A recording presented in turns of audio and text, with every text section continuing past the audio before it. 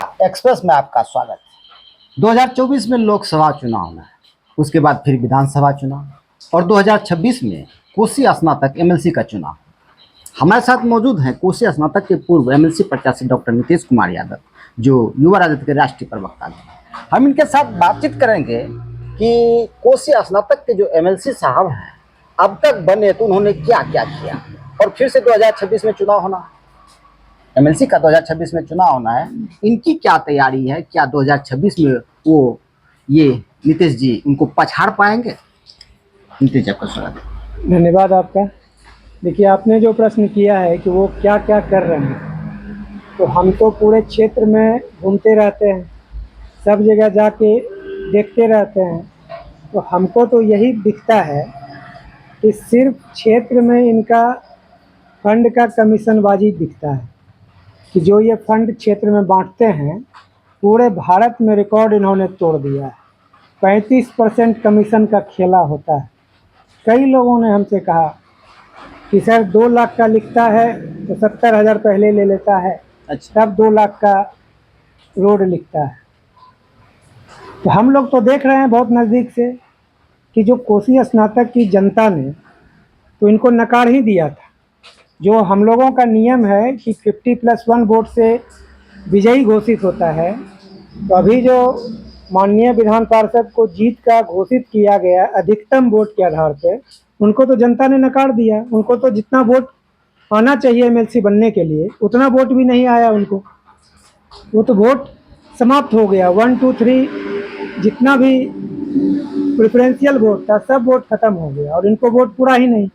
ये तो मान लीजिए कि सरकार था भारतीय जनता पार्टी का, तो प्रशासन पर दबाव देकर इन्होंने अपना रिजल्ट घोषित करवा लिया, नहीं तो जनता ने इनको पूरी तरह से नकार दिया था। और जो काम करने की बात कहते हैं, पूरे 14 जिला के क्षेत्र में इनके यादव जी कहीं नहीं जाते हैं, जनता से कोई मतलब नहीं रहते हैं। सिर्फ चुनाव के समय ही? चुनाव के समय जाते हैं और लोभ लालच देकर वोट ठगने का काम करते हैं। ये वोट को ठग के अपना वोट लाने का काम करते हैं। काम से इनको कोई मतलब नहीं है। इनको अगर व्यवसाय ही करना है, ये चिकित्सक हैं, चिकित्सा का व्यवसाय करते हैं, तो इनको व्यवसाय ही करना चाहिए। ये तो ज़बरदस्ती समझिए कि एक जो जनता का हित होना चाहिए, जो सदन में बात उठना चाहिए, वो पूरा तरह से ये समाप्त कर दिए। कहीं से कोई चर्चा स्नातक का सदन में नहीं होता है। 2026 में फिर से चुनाव होना है, इसके लिए आपकी क्या तैयारी है? क्या आप उसे 2024 के चुनाव 26 के चुनाव में उसे पछाड़ पाएंगे? उस समय तो गठबंधन था जदयू से। देखिए, उनके जो भी वोट आया, अगर जदयू उनके साथ था तभी उनको कुछ वोट भी आया। इस बार समीकरण के दृष्टिकोण से हम लोग का अलायंस पूरा तरह से मजबूत है और इस बार वह बुरी तरह से हारेंगे। हमने चारों तरफ जाके जनता का नब्ज टटोला है। जनता ठगा सा महसूस कर रहा है और इस बार जनता बता रही है कि हम एम के यादव जी को किसी भी हाल में जरूर सबक सिखाने का काम करेंगे। जब वो एमएलसी जीत जाते हैं उसके बाद वो एमपी बनने लगते हैं।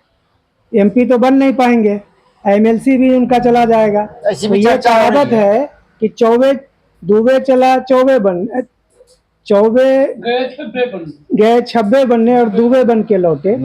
तो यही उनके साथ होने वाला है।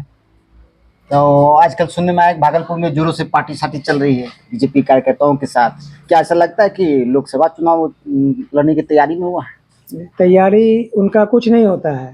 उनको जब लोग मिलना बंद हो जाता है, लोग आना जाना छोड़ देते हैं, तब वो खिलाने पिलाने के नाम पर लोगों को जुटाते हैं, खिलाते पिलाते हैं और कहते हैं कि हमारा प्रचार करिए, हमारे नाम का लोगों के बीच कहिए कि हम जो है एमपी का उम्मीदवार हैं। तो अपने स्वयंभू उम्मीदवार बनने से थोड़ी होता है। भारतीय जनता पार्टी तो इनको बहुत टेस्ट करके देख चुका है। कोसी शिक्षक निर्वाचन क्षेत्र का भी चुनाव हुआ था, रंजन सिंह जी 5वें नंबर पे चल गए। इनको प्रभारी बनाया गया था एनके यादव को, 500 वोट नहीं आ पाया उनके प्रत्याशी को। एनके यादव जी का क्या क्रेज है और क्या छवि है कि कोसी शिक्षक निर्वाचन क्षेत्र में पूरा खुल के उभर के आ गया। खैर, जो भी हो, चुनाव के बाद क्षेत्र में एमएलसी साहब सही में नहीं दिख रहे हैं। अब फिर जब चुनाव आएगा तो जरूर दिखेंगे। अब 2026 में क्या होगा डॉक्टर नीतीश कुमार की क्या तैयारी है, क्या वो पछाड़ पाएंगे नहीं पछाड़ पाएंगे, ये तो बात की बात है, वो हम देखेंगे। मैं अजीत भारती, वर्षा एक्सप्रेस।